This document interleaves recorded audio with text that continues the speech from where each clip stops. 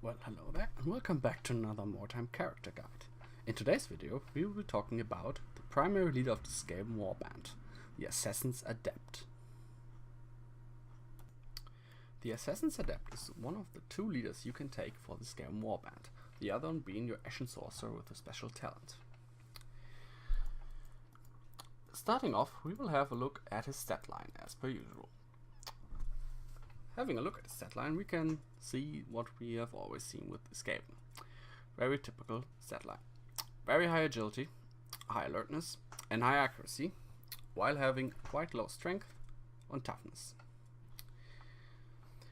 This leads to him being another of these Skaven that will most likely be played with a heavy dodge build and have a lot of crit chance. You can see here, already his crit chance up to 27% with not much the way of skills looked at. But he's also quite squishy with only 260 hit points on max level. Now let's have a look at a possible build you could play on your Assassin's Adept. You have a variety of skills that are quite good on him, but you will have to pick and choose what you really want because you don't have that many skill points to get them all up to rank 2. So you have to choose a bit what you really want, but there's a lot of options here. A few skills that are must-have in my opinion are Sidestep and Vital Strike, simply because this is your main defensive tool, because you don't have a lot of armor or parry, so you need to be dodging. And Vital Strike will just give you a lot of crit chance on top of your crit chance you already have, which is also quite vital for how you should play this warrior.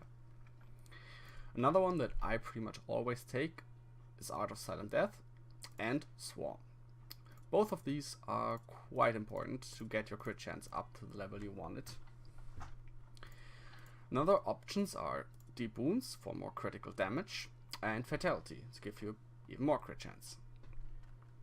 Guidance is something I don't always take on my leader, but in a lot of cases I do, simply because I want to run a Red Ogre and I don't have a mage. I need to have guidance on someone, and he is most likely the best candidate for it. Another bit more defensive option would be Prowl. Ambushing with your leader can in a lot of cases be quite tricky, because if he charges in and then more enemies get to movements around him, he will die quickly because he's not that tanky, and you don't get a dodge stance when you ambush normally. Prowl will at least give you one dodge stance, which makes ambushing a bit more safe. If we have a look why I choose these talents to get on my Assassin's Adept, we'll have to look at his stat line once again. Like we said before, his strength is really low, but he has a high accuracy and high agility. To support his agility and his accuracy, I choose skills that give me more crit chance because high accuracy, and to support my dodge stance because high agility. You kinda need high crit chance on this guy to do damage because his strength is so low. He will not do a lot of damage if he doesn't crit. So the best thing you can do is support his crit chance by getting lots of skills that give you either crit chance or critical damage. If we have a look at specific points that you should try to get to, you will need at least 15 agility to get Sidestep rank 2, and you should get around 15 accuracy to get Deep Wounds rank 2. Everything else is kinda optional. You can get more into toughness, but there's really no point. If he gets hit, he will die quickly anyway, no matter if you have a few points in toughness or not, so just put the rest of your physical points in strength. Mental, mostly get your alertness maxed up and then go into leadership. That really doesn't support a lot of his skills, but alertness is pretty good because you are Skaven. You need to move first and get to an advantage position to really be able to fight the enemy. And mental, like I said, get accuracy up as high as you like and put the rest into weapon skill. Now let's talk equipment. You will obviously running mostly clothing on this guy. You can run light armor if your dodge stance is still high enough and you want that little bit more safety, but it will also reduce your movement by a bit, so it's really up to you.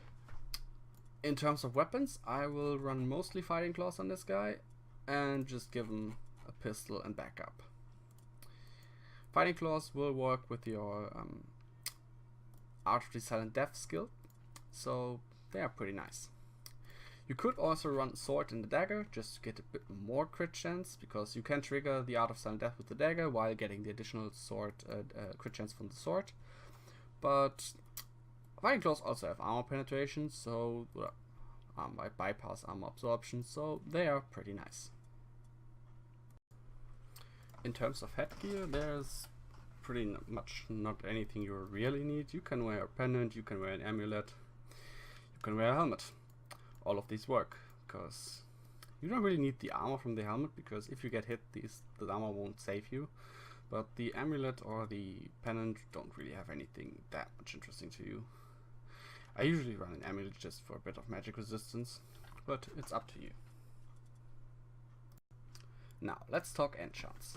Enchants are another way for you to customize your character. Maybe give him a little bit more strength, or just try to get around some of his weaknesses. In terms of enchants for this character, I usually try to run Mark of Carnage or Mark of Havoc if I get my hands onto them. If not, I just put anything that's really just fits him. Can also run something like Mark of Fury or Mark of Expertise, they all work. But you should try to aim for Havoc or Carnage to give you more crit chance or more crit damage. For your armor, you would usually, if you have it, try to get Mark of Accuracy, because it would just help you to max out your accuracy and get even more crit chance. But Mark of Agility, or like I have here, Mark of Rogues, also work.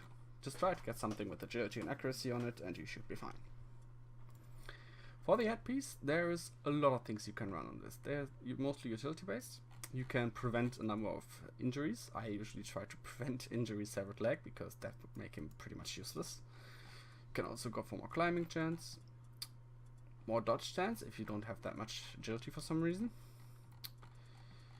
Or Mark of Escape could also work. Simply to get a bit more, if you need to disengage, get a bit more distance between you and your enemy.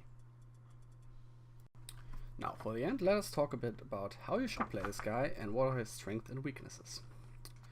On how to play this guy, I usually try to get him up in front at the beginning of the fight, simply because his high mobility will allow him to run around the battlefield and scout for the enemy, while not directly engaging them. Like I said, he has not that much in the way of armor or hit points, so he is very vulnerable to ranged fire, even though his dodge chance is high, but like that won't save him against ranged fire because he can dodge that. So if you get him in first, there is always the risk that he will just be shot down or surrounded and murdered by a lot of enemies. So yeah, try to keep him, to scout with him, but then pull him back to the second line. You want to engage the enemy with your heavies, with your warp guards and your black Skaven and the likes like that. And then get him in as a secondary line. Try to get to valuable targets and try to just crit them down. That's what I mostly use him for. Just try to get to the important targets and use his high crit chance to stun them and allow the rest of your warband to do more damage, while obviously critting them, so you also do a lot of damage to them.